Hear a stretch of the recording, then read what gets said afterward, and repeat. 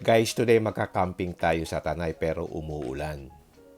Buti naman tumigil ang ulan at nandito tayo sa may Marcos Highway. Papunta tayo ng Tanay kasi magka-camping tayo for 3 days and 2 nights.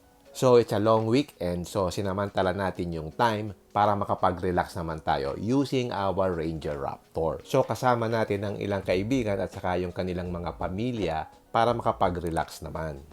Yan ang kagandahan kapag meron kang pick-up truck. Marami kang pwedeng gawin.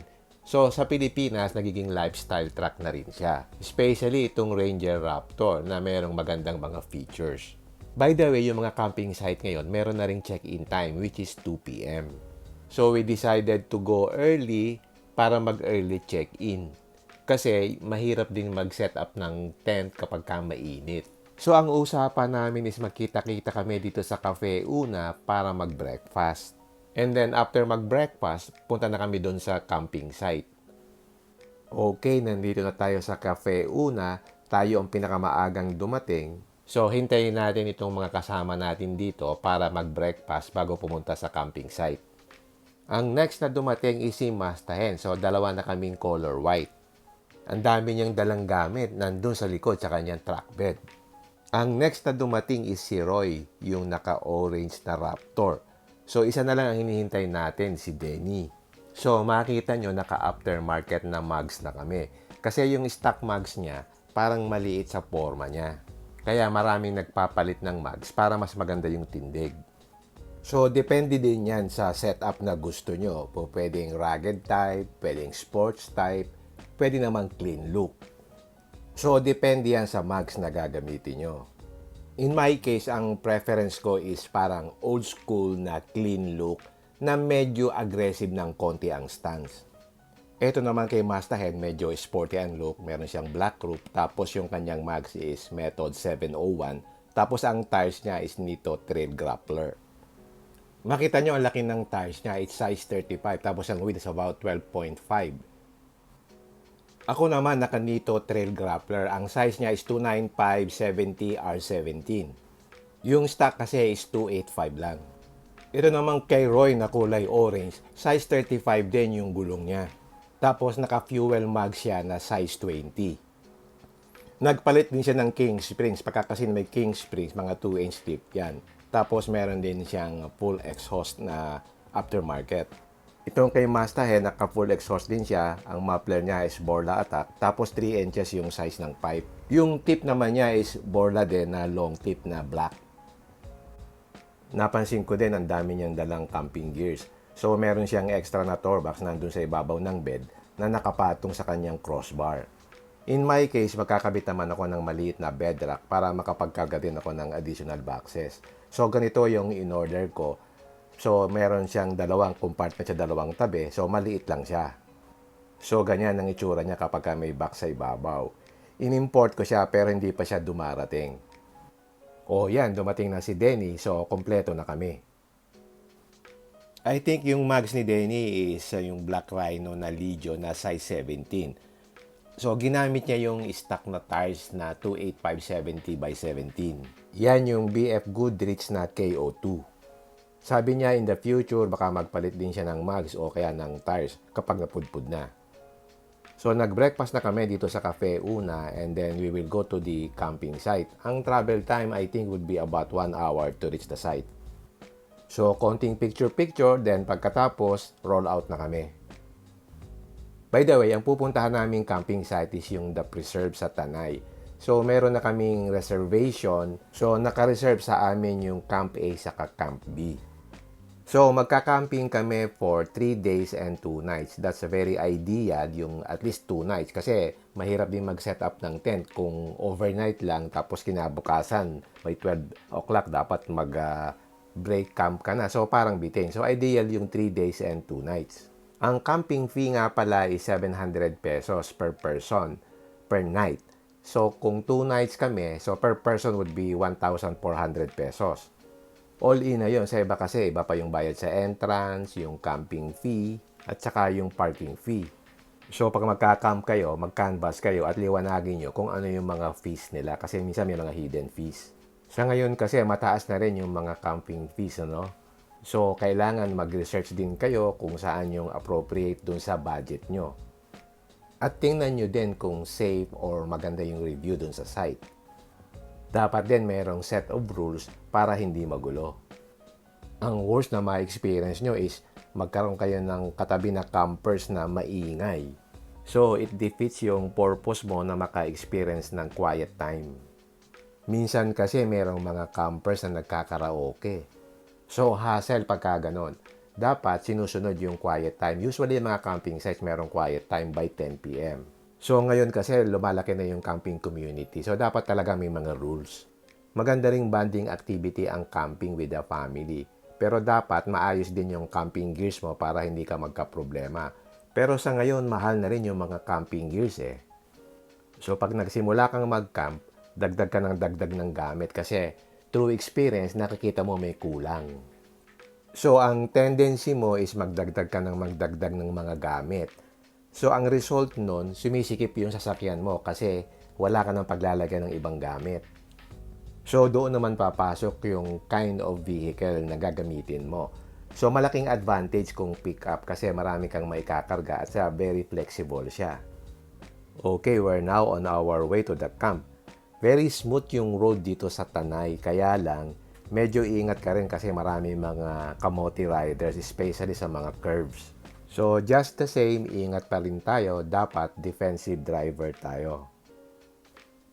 From Marilake Highway, nag-left turn tayo dito sa Barrio Road. So dito merong entrance fee na 50 pesos per vehicle. Hindi ko lang alam kung saan napupunta yon, pero siguro that's for the barangay funds. Okay, malapit na tayo dito sa ating camping area. Yung road naman dito is sementado. Maluwag na nakakapagsalubungan ang mga sasakyan. After mga 4 or 5 kilometers nitong concrete road, meron naman tayong dadaanan na mga 1.5 kilometers na rough road. Hindi naman siya ganun kasama, yung mga sedan pwedeng pumasok dito. Pero mas advantageous kung ang dala mo is mga SUV o kaya pick-up na 4x4. Yun ang kagandahan ng pick-up kasi flexible yung use niya. Pwede mo siyang daily pampasok sa opisina or for business, and then sa weekend, pwede mong gamitin for your family adventures. So, pwede mo siyang gamiting lifestyle truck. And I think mamahal na yung pick-up truck in the coming months kasi meron ng bagong batas na binabalik na uli yung taxes sa mga pick-up trucks kaya mamahal na yung presyo niya. I think by July 1, mataas na yung presyo ng mga pick-up trucks. Siguro tataas yung presyo ng mga 20%. So kung may bala kayong bumili ng pick-up, now is the time to buy a pick-up truck. Okay, magto-turn right na dito. Ito rin yung daan sa ibang mga campsites. At ang pangalan ng campsite na ating pupuntahan is yung The Preserve. Based on reviews, maganda ang feedback dito sa The Preserve. Meron siyang fence for security at meron ding mga caretakers to help you in your camping. So, pasok na tayo dito sa entrance gate ng ating campsite. So, sinasarado nila yan kapag ka nakapasok ka na. So, maaga kaming dumating dito hoping na makakapag-early check-in kami. Pero nung dumating kami, meron pang mga campers. So, hinintay pa namin yung mga campers na mag-break camp. Ang maganda dito, secured ka at meron silang malinis na CR. Yan ang hinahanap ng mga campers. Marami din ditong mga puno at merong mga designated na wash area para hindi malayo dun sa inyong camping site. Kaya lang walang kuryente dito. They just rely on solar power. So, kailangan meron kang dalang power station. So, pagdating namin dito, pumarada muna kami habang hinihintay namin na mag-break camp yung mga previous campers. Marami namang puno, so malilim. So, nakapag-set up na kami. Meron akong Nature Hike Village 13 upgraded, saka yung dome tent. Ito naman yung setup ni Danny. Ang kanyang tent is Village 13. Hindi na siya nag-set up ng dome tent. Ginamit na niya yung available dito na parang kubo. At ito naman yung setup ni Mastahen. Ang kanyang tent is yung Vidalido na color black. Then meron din siyang parang dome tent na kulay black din. Ang ganda ng setup niya, malinis at saka well organized. Si Roy naman is solo camper, so nagdala lang siya ng maliit na tent. Then, nag-set up siya ng tarp para sa kanyang kitchen area. But meron naman siyang dalang rep at power station. So, yan ang setup namin. Dito sa right side, merong bundok. Dito naman sa left side, merong river. So, pwede kang maligo dito sa river. Buti nilang maganda yung panahon, hindi siya masyadong mainit. So, nakapag-set up kami ng tent ng maayos. Mahirap kasi mag-set up ng tent kapag mainit. But we expect there will be rains in the coming days. So, handa naman kami doon. So, ito yung setup namin nung gabi na. Meron kaming dalang mga ilaw at meron ding ilaw dun sa area na solar powered. So, masaya ang kwentuhan. Inaabot kami ng more than 1 a.m. sa kwentuhan lang. So, pagising namin kinabukasan, medyo makulimlim pero hindi pa naman umuulan. But we expect na uulan during the second night. Kaya medyo challenging kapag umuulan. So, sinasarado natin yung tent. Kapag naman walang ulan, ino-open natin yan.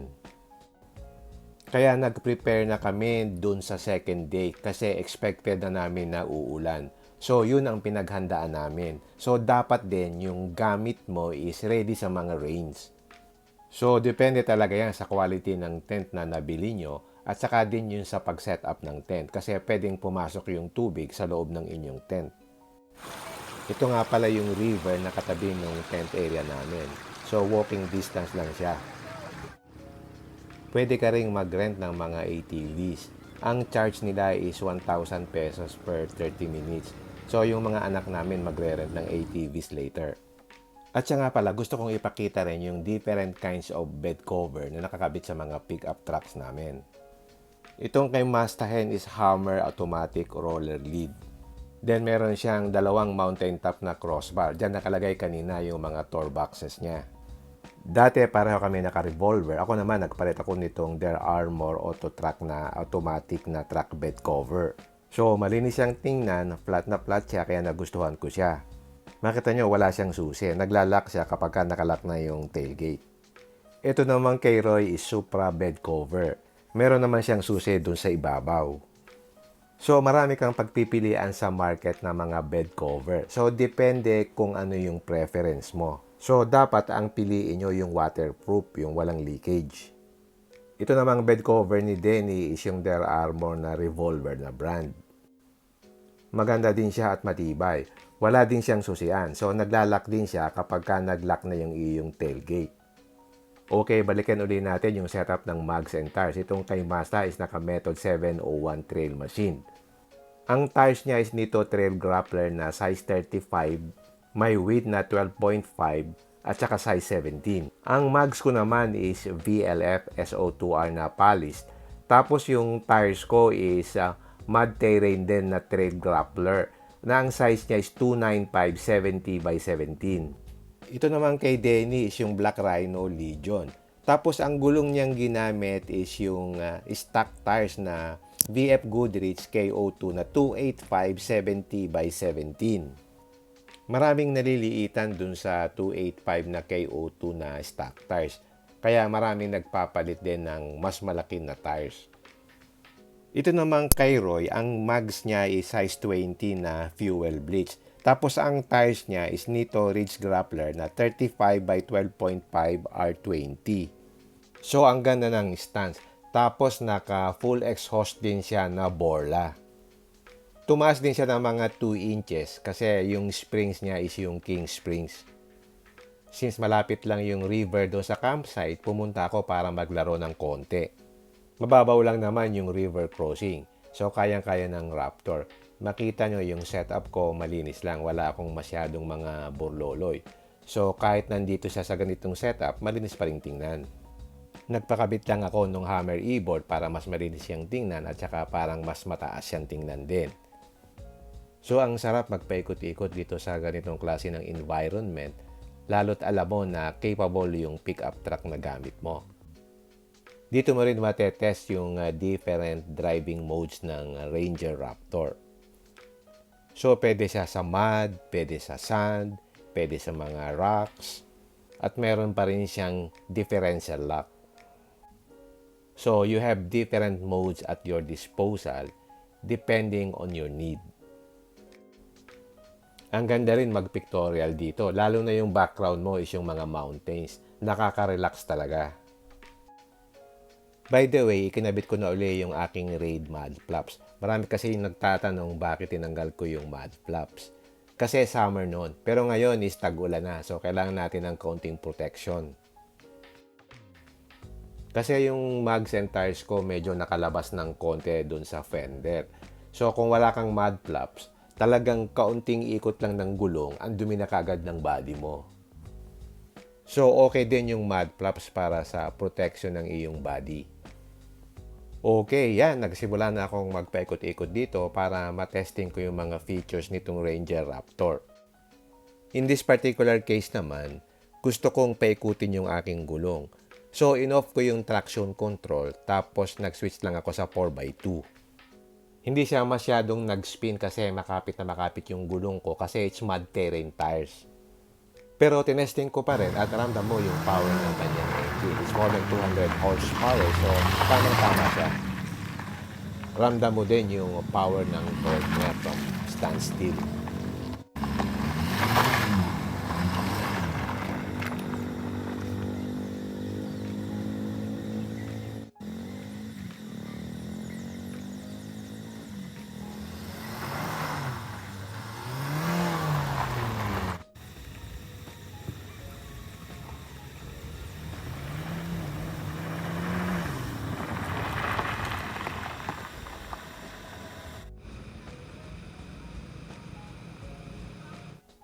Okay, balik tayo dito sa ating camping area. Meron nga pala akong solar panel na nag-harvest yan ng power tapos input yan dun sa aking power station. Ang power station ko is River 2 Max Plus from EcoFlow. Then, ito na yung mga anak namin. Nag-rent kami ng ATVs for them to explore the area. Again, ang rent is 1,000 pesos per 30 minutes. So, kung 1 hour, 2,000 pesos per ATV. Medyo pricey siya.